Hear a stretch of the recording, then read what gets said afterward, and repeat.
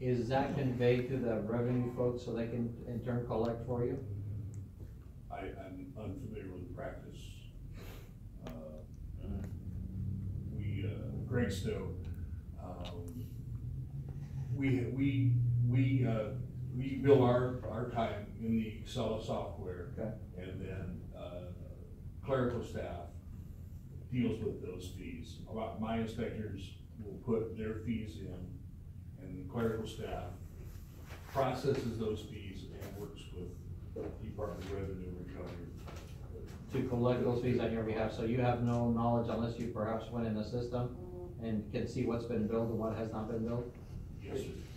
Robert Logston, DNR does not go into Acela and collect fees for us. Those fees wouldn't have, if it was a part of the permit case, which the Acela system is our permit processing system for building permits. If we created a case number in here and put it in there, and we assessed fees based on that hourly for that, those fees don't get collected through DNR unless something happens to the case itself, where we would send it out and say,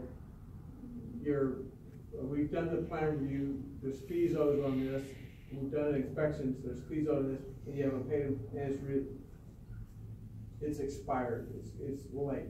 We would not go out in the middle of a permit like this and send it to DNR for collection. So the same, I'm sorry. It would probably be through, it'd have to be through the COP case in the violations section that deals with violations in the county. It wouldn't be through the building permit.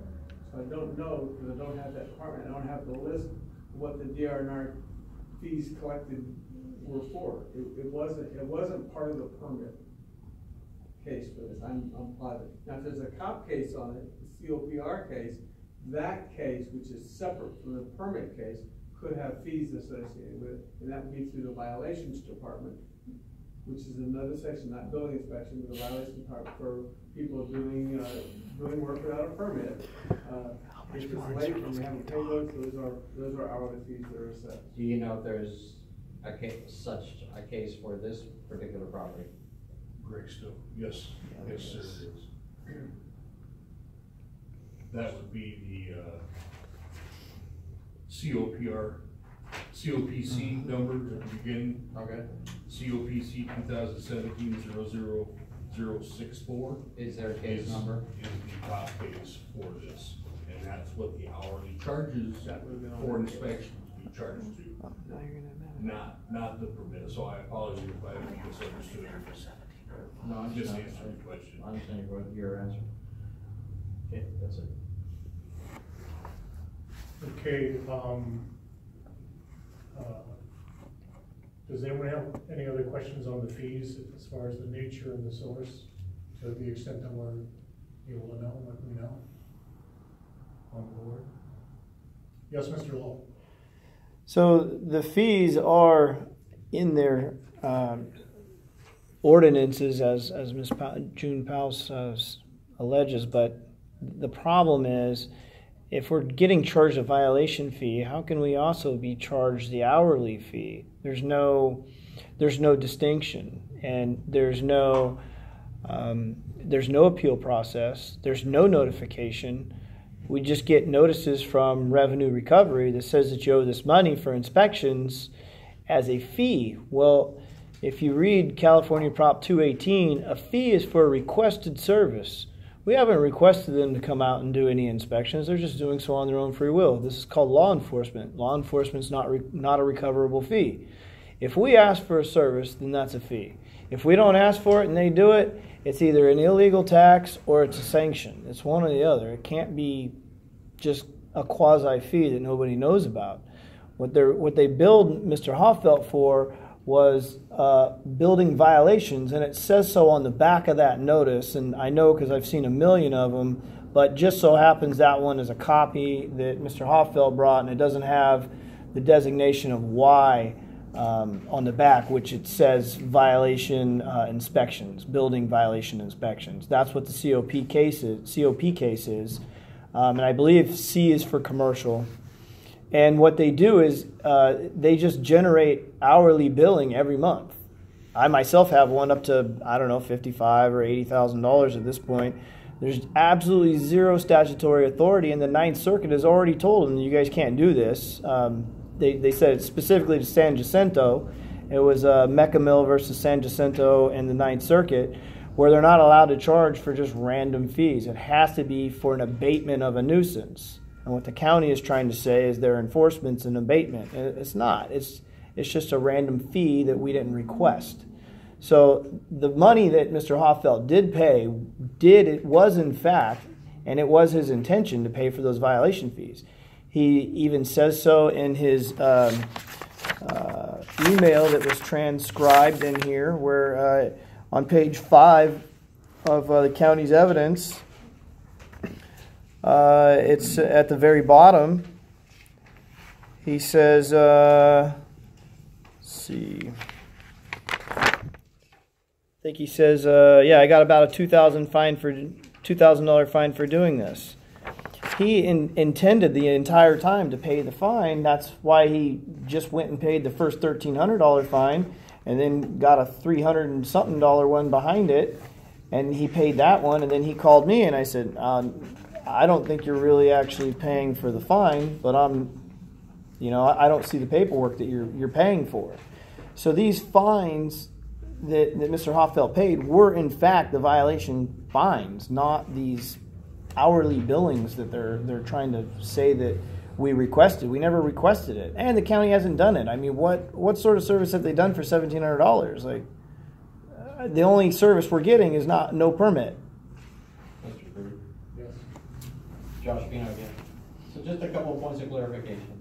First, the county, under both state constitution and state government code and so on and so forth, Attorney General Opinion 92, something that happened back in 92, is allowed to charge for their enforcement fees. Whatever enforcement fees whatever time they spend enforcing a case, they can charge you for it. They can also charge you for on a punitive basis. Okay, so that's well established. There's a lot of case law in that regard. The San Jacinto case is not a citable case because it's not a published case, number one. Number two, San Jacinto is a general law city. The county of Sacramento is a charter county. Different rules. There's no comparison there. That only adds confusion to the thing, and it's not a citable. So the county of Sacramento is allowed to charge you both on a punitive basis and a cost recovery basis. The punitive one, the building official has a little leeway. The cost recovery measure, which is the one cited above with a single code section, is a means of which the county has to recover for their time to bring about an enforcement case. That is not negotiable. That is a fee that is imposed by the Board of Supervisors that they have to charge in order to recover their costs for doing this kind of work, so they don't become a burden on the taxpayers of Sacramento. So there's plenty of legal basis and case law that goes with that. And that's what they've done in this case. So it behooves you to, the sooner you solve this, the sooner those fees stop. Yeah, I just wanted to bring that about, or put that into the record, because the fact is that, again, the San Jacinto case is not citable. Two different types of jurisdictions, not applicable in this case. I understand what you're saying, but it's directly the opposite of all the laws that they're trying to pass right now. Sorry, yeah, Mr. Lowell. It's directly the opposite directly the opposite opinion of what the legislatures are trying to pass through the state right now, which is exactly what they want, which is the power to charge hourly and collect their fines through their local municipalities, with bypassing the judicial process. Okay, at this point, we're a building board of appeals, and we have no premise to argue statute law. We simply aren't equipped to do that. It's exactly why you guys don't have authority over administrative codes. I'm not positive that that's a true statement, Mr. Law. Are there any more questions from the board, to the county or the applicant? Okay, at this point, I'd like to close the discussion. Mr. Drew? Yes. Could I ask just one last question, please? Sure. what do these gentlemen owe to be paid? I don't understand what they're being, I mean, how much they're being fined here, but what would it take for us to pay to get their permit, to get their office and their lifts approved? How much are you saying that they owe? How much are you requesting in fees, please? I appreciate that, Mr. White. There's no way I can come up with a number. I don't even know what the valuation of the building permit that was submitted is. So that's a calculation that would be run based on the permit application that's being submitted for whatever the scope of work is, which would include probably the cost of the lifts and all of that sort of stuff. I don't know what those numbers are, and I'm not gonna sit here and calculate a fee for it. How would I find that fee out, sir? Okay, when we go to rule on the appeal, I think one of the issues is imposition of violation fee, SEC 109.4. That's what Mr. Lowell put on his appeal. We'll be ruling on that. I think we've had enough discussion here with the board to at least determine what we do know and what we don't know, and we'll try to give directive to the county if need be on the fees. Are we current on our fees from an owner standpoint, sir? Or should we expect more fees coming down the trail here from maybe an illegal structure, or where are we at with that situation? It'll be wrapped up in the same conversation. Thank you. We will with the appeal. Thank you. Okay, anyone else? I'd like to close this discussion. And the board, any discussion that we need to have? We have on Mr. Lowell's appeal 4 items.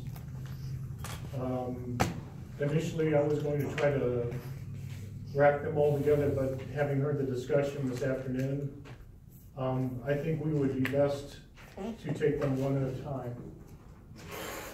Because I think the topics, although they're related, are sufficiently unique that we may do better to rule on each of the 4 items individually. Does the board concur with me on that? Yes. Okay. Yep. So let's do that. So I'm looking specifically at Exhibit J. This is the Building Board of Appeals application submitted by Mr. Lowell. And Hoffeld and White LLC also is on the application for appeals. I'm going to need a motion for the board to vote just in order of, there's 1, 2, 3, 4, 5 of us. There won't be a tie vote on the board, so we won't need the secretary's vote. So a motion to move on item 1 of the appeal, which is inadequate service of notice of violation and violation fee. So this is the service of notice. Do I have a motion on that particular? I'd like to move to adopt to deny the appeal. Okay, we have a motion to deny the appeal on item 1 of the application. I second, Dan Canoy. Okay, so we have the motion by Jai, the second by Dan Canoy. Any discussion amongst the board? Yes, I agree. This is Josh Pino. I would respectfully disagree with that due to the fact that, based on the questioning, the property owners who are due service who are responsible for the property are due service. They've testified to the fact that they did not receive service. Mr. Lowell can receive service all day long. They are the ones that are due service. They have testified that they did not receive service. There's plenty of case law as well as state law that says that they must be noticed. In this case, they were not. Yeah, Mr. Crew, speaking to that effect, Mr. Pino, I believe the testimony that we heard was that, in fact, one address was defunct. Mr. Hoffeld had moved years ago. That in spite of Mr. Lowell receiving the violation notices, the property owner, who has more of a umbrella view of what's happened to the property before Mr. Lowell's tenancy, can speak better to what work has or has not been done and when that work may have been done, as we heard in the testimony today. So I appreciate that. So, and I think, so in order for this notice to be in effect and have any effect on this case, you have to have service. If the notice is not properly served, then you have no case, which would negate any fees or anything that goes with it. It doesn't negate the fact that they still have to get a permit, because that's still a requirement. It just tells the county, I've gotta reserve them with the proper notice to make them get a permit.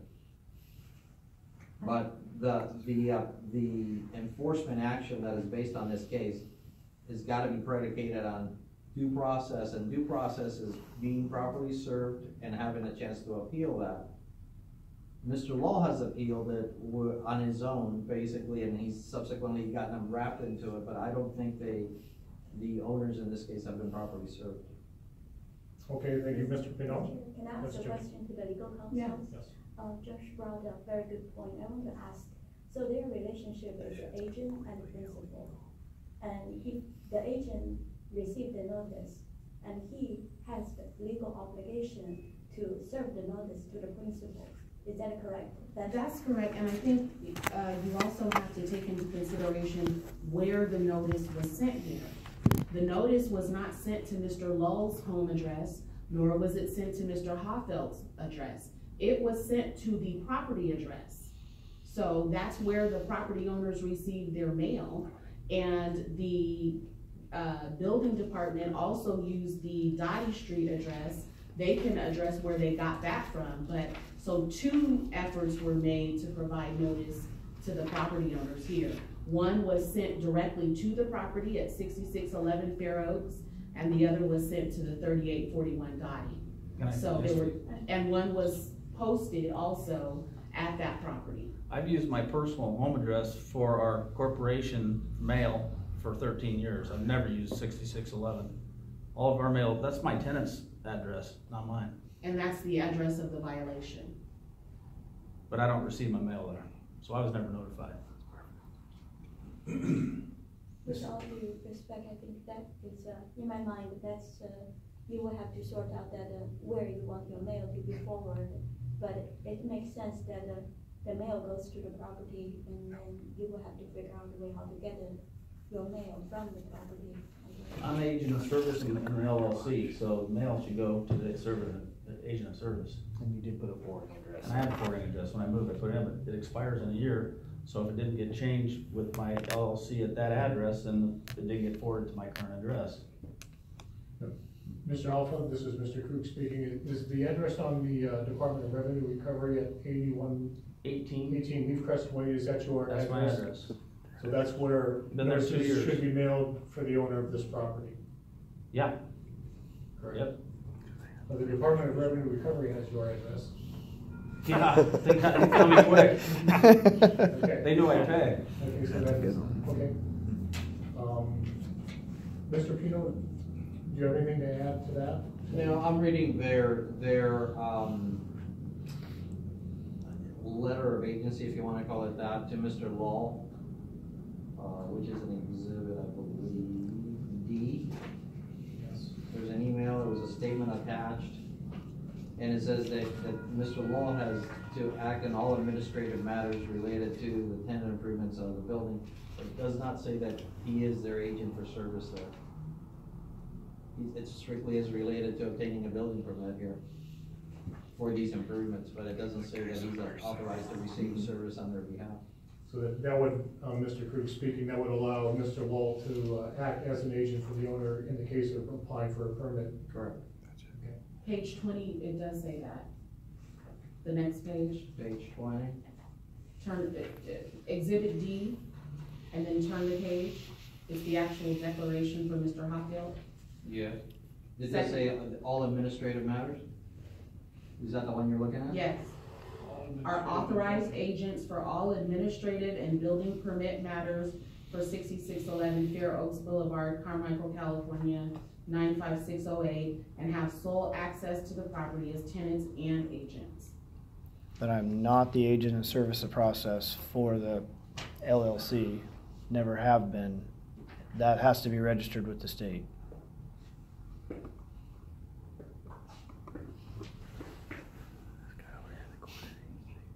This is an important point. This is beyond my technical expertise. The base question to me seems to be if they serve the violation of 6611 Fair Oaks Boulevard, is that construed legally as having served the owner of the property? Is that's the question we seem to be mulling around. there's a lot of legalities involved with out there, which I don't even get to, and county council may wanna get into it, but this is a very technical issue when it comes to the law and proof of service. It's all predicated whether they had notice or not. If they had notice, so when I asked him the question, he says, yeah, Mr. Law gave me a copy of the notice and he said he got it, he's got service. You know, he received that notice, he read it, he knew about it. But they testify, based on their testimony, this is all I got to base it on, is they said they didn't get notice, so they're either lying or they in fact didn't get notice. And I'm gonna go with the fact that they didn't get notice. And they are due notice because this property is theirs. If the county decides to take any kind of abatement action against that property, they're the ones that are gonna be affected. Mr. Law can take his pack and go and they're out of there. These two gentlemen are stuck with the cost of that abatement, for example, or any legal costs that are derived from it, or actual abatement costs. Okay. So I would say that, you know, in this case, the county needs to err on the side of caution. They can reissue this notice today or tomorrow. They can walk over there and hand it to them right now, and they're served. But until that happens and they have notice, and then they have the chance to appeal it, in my mind, they haven't been properly served. Okay, so we're discussing on the appeal item 1, the inadequate service, the notice of violation. Any more discussion among the board? Okay, so we have a motion and a second and discussion. Discussion is closed. We'll take a vote. I have I'll propose an alternate, motion. Well, that's okay. Go ahead and vote on this. We'll see how. Yeah. Just vote on it. Okay. So the motion is to, it's been a while. To deny the appeal, right? To deny the Which appeal means on that we item 1. think, if we vote yes, it means we're saying we believe that there was adequate notice That is correct. given, right? That's it. Okay. Am I recollecting that correctly? Yes, if you, so there is a first and a second on the motion, on the floor right now, that you have to vote on, and that was to approve the county's appeal. To deny the So appeal. you have to vote on that, first and let that play out and then come up with an alternate. Okay, so the motion on the floor and second is to deny the appeal and to agree with the county on item 1. All in favor? All opposed? So that motion fails. Do I hear any, so that dispels with item 1, inadequate service. Do we want to make an alternate motion on item 1? No. Okay. Moving on to item 2, facially defective notice of violation. Ms. Counsel, could you explain to us the term facially defective so we know? Actually, that was his term, so Okay. Mr. Lowe will have to explain. Mr. Lowell, facially defective. Facially defective is, it has to do with the naming of individuals. I'm not on there, Russell's not on there, and the ordinances that we were describing and code specifically say persons, so it's not given to any persons. Some of them don't have, I think the first one doesn't have any names, and the second one says Hoffeld's, I believe, but nothing has my name personally, nothing has Russell's name personally. That's the facially defective part. Okay, thank you. Do I hear a motion to act on item 2, facially defective notice of violation? Before we get a motion and move forward with that, I believe on Exhibit A, this is possibly on also on Exhibit H. Let's see. Mr. Chair. Yes. I would tell you that items 2, 3, and 4 are really, you can discuss them if you want, but it's, if you don't have a proper notice, which we've voted basically saying that the county doesn't have proper notice, at this point, it would be a moot point to discuss the rest because they're all tied to that. Yep. That is correct. Okay, Notice is the foundation. okay, And very if the good. notice is improper, then anything else, if you're saying that notice was inadequately served, then nothing else is at issue. Okay. I mean, that's the foundation, because everything builds on the notice that was Okay. served. I appreciate it. Thank you, Ms. Council. Right, With that, I do believe no further action is required of this board. And we will, end this session. Motion, yes, I'm sorry. I'm confused. This is Paul Menard.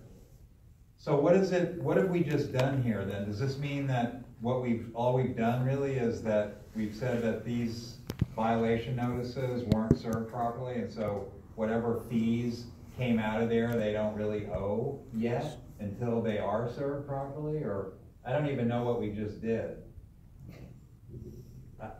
So basically, you didn't even get to the fee issue because you found that the notice that was served by the building department was not adequately served, and that the property owners did not have it and were not aware of it. And so that, based upon that, you've granted their appeal, and that means that the building department would have to provide the adequate noticing to them of the violation, and start the process again. And then we'll be back here in a year or something, or No, we're where's gonna this react going? to it and get the thing done, once we get the new. We just want the permit, that's all we want. Hopefully, the We don't see us process again. will, We're asking you to do it the We'll right pay we way. don't wanna have this discussion again. We'll pay what But we hopefully- owe. We'll pay our We'll fees. pay what we owe. We're not here trying to get out of anything. We're here trying to do it the correct way, Exactly. which was defeating the purpose of the warrant. And we were, before they established the warrant, we were trying to do it the right way. We were here before the warrant was served, trying to get the permits. Appreciate that. If our fee that we had to pay was based on lack of permits for the siding and for the electrical, so be it. We learned a lesson. We know it'd be cheaper to go down and get the permits. This is ridiculous for us to be here fighting this battle with you people. That's not our intent. It is probably in your best interest to take that on as the property owners and get it done. That's what we wanna do. Yeah, we'll And- take and it. That's why I was those asking, guys on what do getting we it owe? done. Let's, We don't owe anything.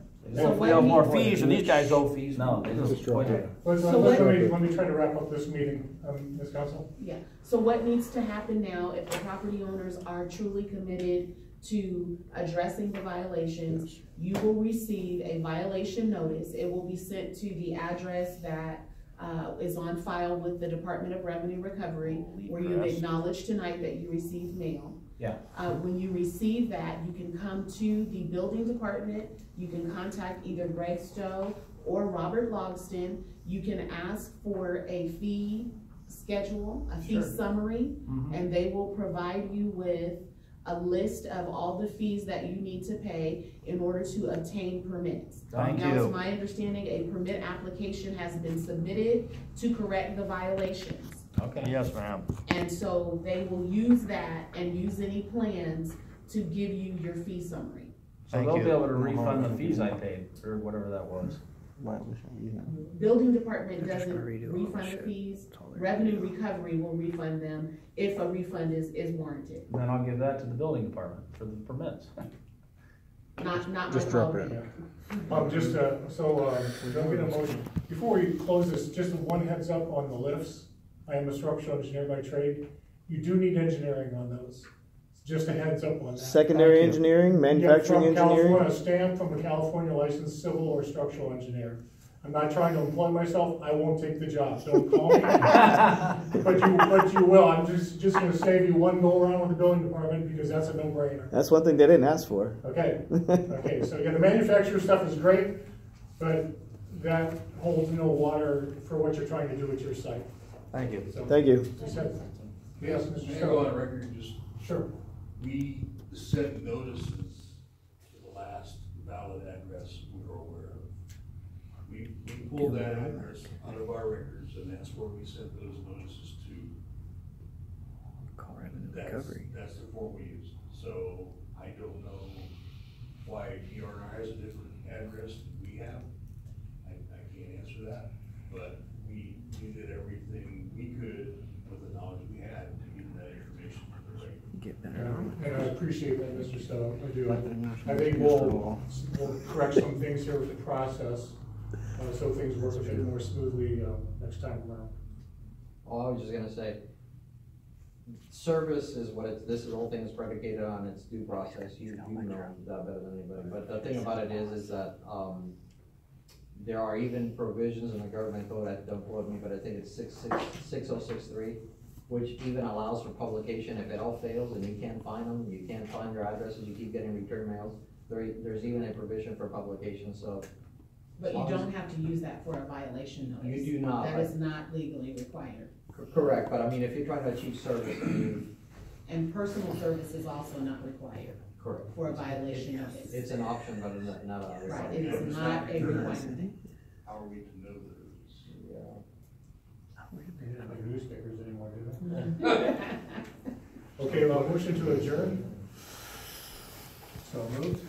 I'll vote for that. We adjourn. Thank you. Gentlemen,